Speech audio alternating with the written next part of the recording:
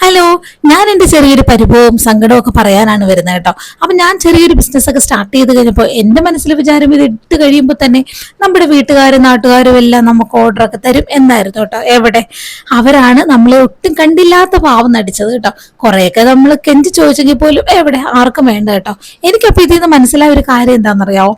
ഏറ്റവും കൂടുതൽ നമ്മളെ പോലുള്ള മിഡിൽ ക്ലാസ് ആൾക്കാരാണ് ഇങ്ങനത്തെ സാധനങ്ങളൊക്കെ വാങ്ങുന്നത് തന്നെ കേട്ടോ.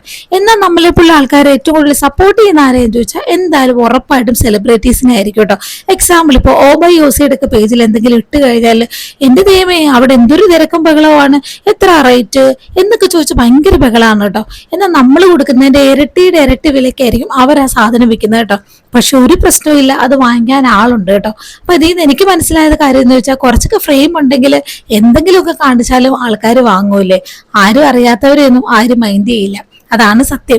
പറഞ്ഞിട്ട് ഇനി കാര്യമൊന്നുമില്ലല്ലോ. അപ്പൊ എന്നെ പോലെ അനുഭവിക്കുന്നവരൊന്നും മെസ്സേജ് ചെയ്യാൻ മറക്കല്ലേ.